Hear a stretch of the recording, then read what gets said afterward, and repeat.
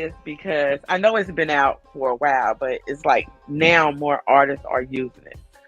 What do you think about artificial intelligence for collaboration? The voice recognition part. If it's as long as it's not somebody else, you're not using somebody else's voice. Well, you can kind of tweak you can use your own voice and then kind of tweak it or whatever to make it sound like whatever. I'm for that part. But using somebody else's voice and them not getting paid for it, that's kind of like sampling, right? Everybody gets paid. You gotta clear samples and all that stuff. There's no laws about it right now. So it's like it's being pioneered. And it's like again, the music world is being turned over again. And everybody has to adjust. What do you think the rules should be? I think the rules should be it's just like sampling. You got to clear it. You got to clear it with whatever the artist you're trying to use their voice. It got to be cleared by them. You know what I mean? I think it should be treated just like sampling. If they don't clear it, can't use it. If they clear it, then they get paid for it. Everybody move on. Everybody's happy. You know what I mean? Well, one of the things that they're saying is that they feel like once this advanced, because it's advancing quickly, that record labels will not need as many artists anymore because they will be able to create their own. What do you think about that? Now that's interesting. I haven't heard that yet, but that's kind of interesting. But the thing about it is, what are you going to do? What are you going to do when it comes to live shows and stuff? Don't they have shows now with holograms of Michael Jackson? Yeah, so is it going to become a hologram type of industry? That's the thing. So we don't know. Right. But if it became that, then I think it would kill music on a whole. Okay. I think if you don't have live performances, you're gonna kill music on a whole. People love going to shows. Did music die during COVID? No, it did not. No, but everybody knew COVID would end sometime. Right? That wasn't something that people thought was just gonna last forever. People was gonna get their life back, right? So you take live performances away, something that's been around for centuries. So you take that away. What you got? I think that would start to kill music. Artists wouldn't want to who wants to just perform? I mean, just go in the studio. Now, being in the studio is great and it's fun, but hitting that stage is where you thrive. That's the rush in it. You know what I mean? But that's what the person feels. The record label don't care about how you feel. But see, artists don't need record labels no more. Not no more. Not no more. So if you're saying that, you're talking about just the record labels. I'm talking about using all of it. When I said that, I said they were having discussions about how record labels could create their own artists now. I mean, you never know. They might Milli Vanilli them.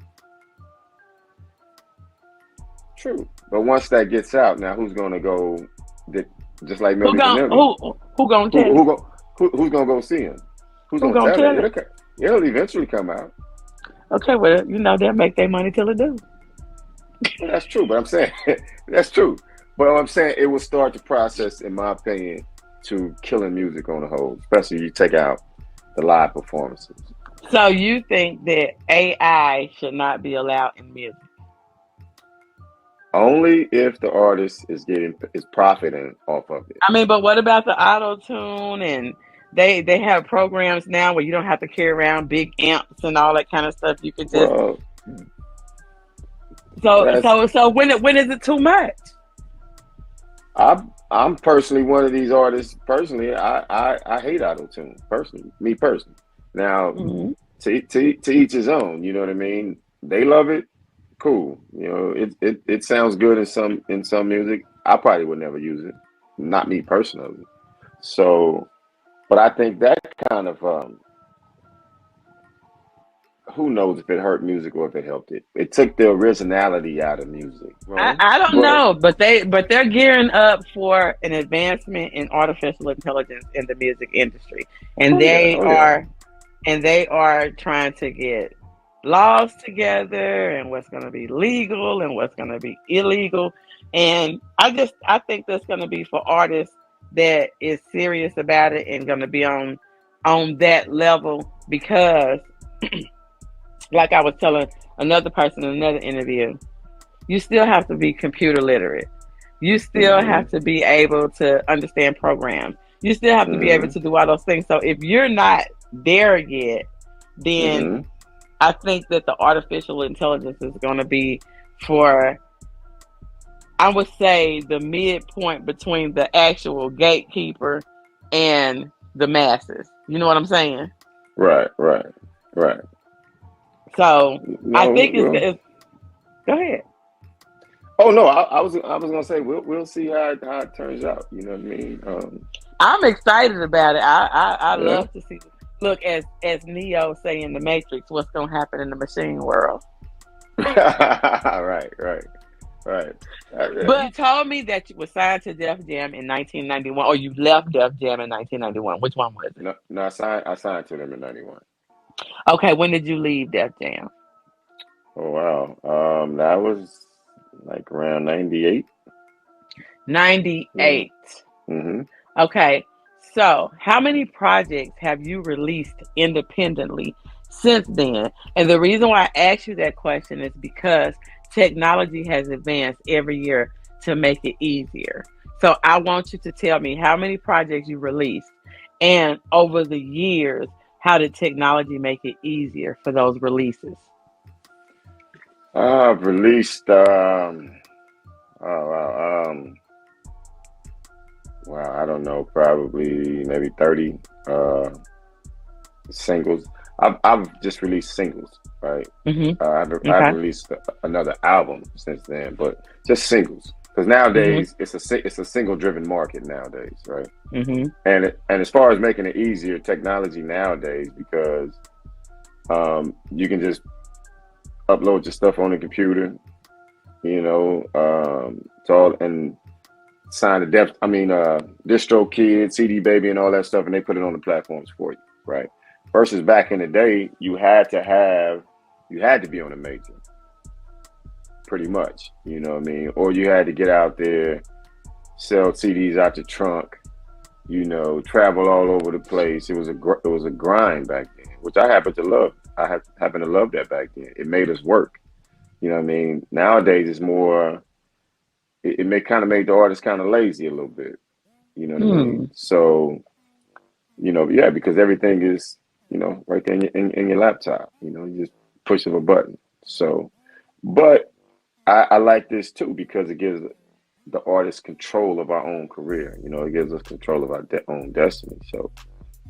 Um, so yeah, now, but like I said, now it's more of a single driven market until something kind of hit, and then I'll release an album. Okay, so you had 30. Have released 30 singles. Tell About me that much. about Yeah. tell me about your growth. I think now my music is way more mature, should I say? I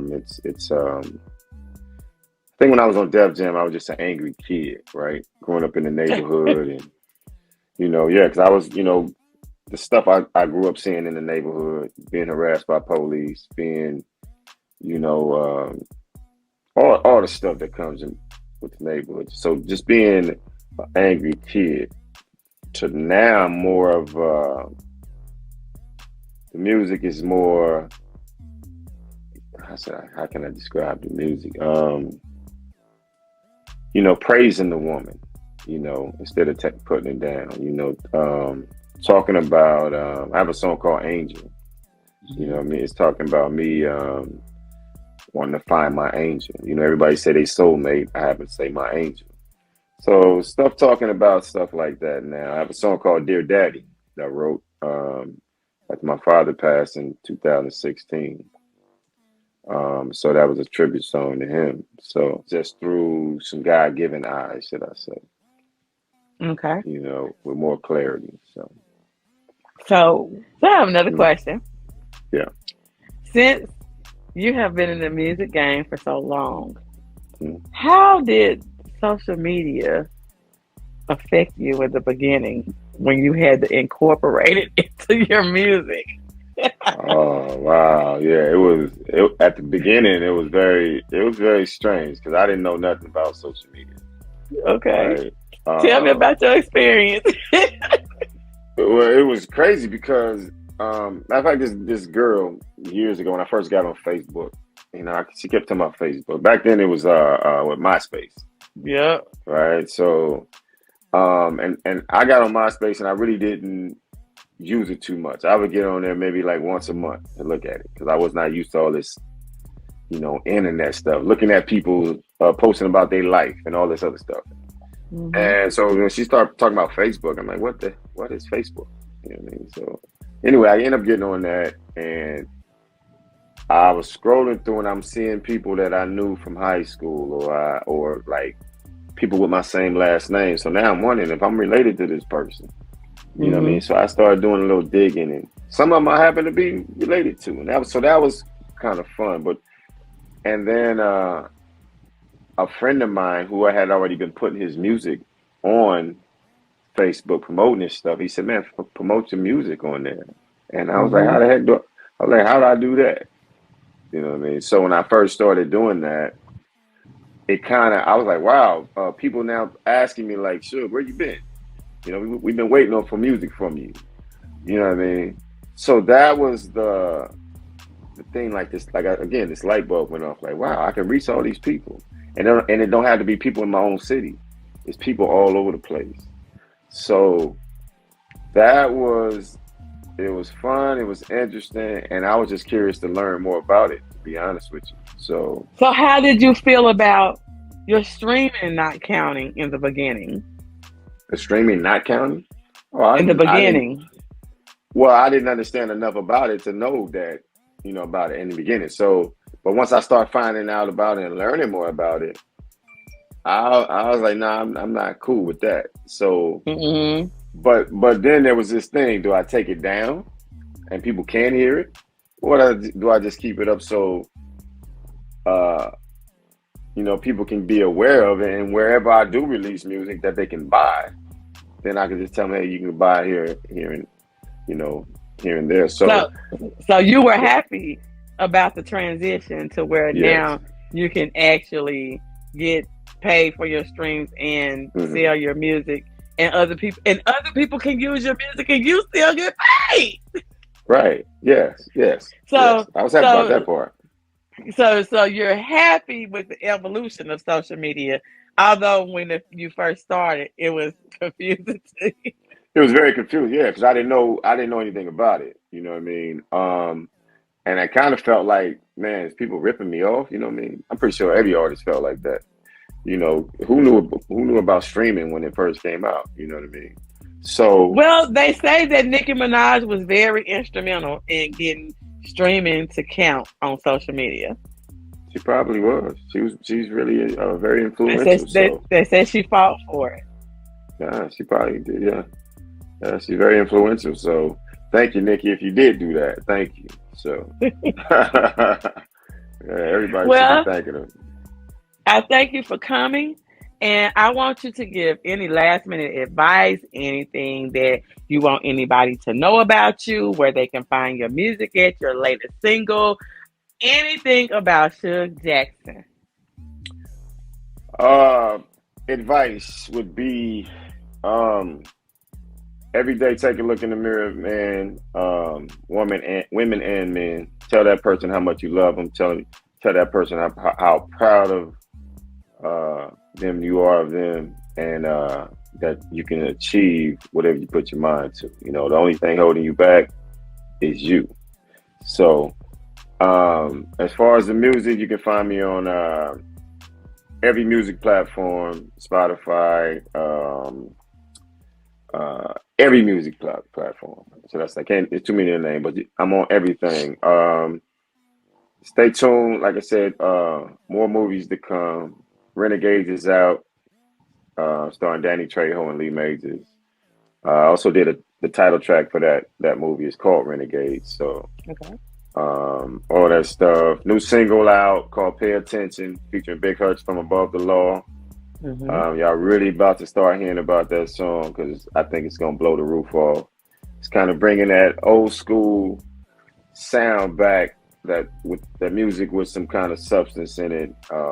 It's actually a club joint, so Okay. Stay tuned for that. So, Okay. and yeah, and thanks to you, Miss Ronnie, for reaching out to me for this interview. So I really appreciate you. Oh, you're welcome. Give your social media handles. Social media, facebook.com/Shug Music. You can reach me on Instagram @Shug Music. I think that's pretty much it. I ain't the Twitter guy. I'm also on TikTok, Shug Jackson 13. You can reach you're me on LinkedIn. Yeah. And you're on LinkedIn. And you're all LinkedIn. Yeah, exactly. So I ain't the Twitter guy, so I ain't got no. Everybody got that Twitter handle. I ain't got all that. So I ain't the Twitter guy. So. All right. You can find him on all platforms. You can find all platforms. You can find him on Facebook. But not Twitter. Yeah, not Twitter. Funny. Not Twitter. But also you YouTube. YouTube. Yeah, Shug Jackson. And Shug is spelled SHUG. SHUG. All right. Yep. All right. And you can find us on all podcasting platforms. You can find us streaming live on social media. You can find us on www.blonde-intelligence.com. And if you're listening to this Wednesday, you can find us on rpentradio.com, straight out of Dallas, on Wednesday nights at 8 p.m. doing the Freedom Mix. And you will hear Shug's music featured during the Freedom Mix there. And I'll see y'all next week. Bye. Hey girl, let me tell you about this podcast. Girl, everybody has a podcast these days. But this one interviews new and interesting indie artists. It's called Indie Artist Music Hustle with Blonde Intelligence. Really? Where can I find it? It's on all podcasting platforms, streams live on social media, and on rpentradio.com. What'd you say it was called again? It's called Indie Artist Music Hustle with Blonde Intelligence. Girl, I'm gonna have to check her out.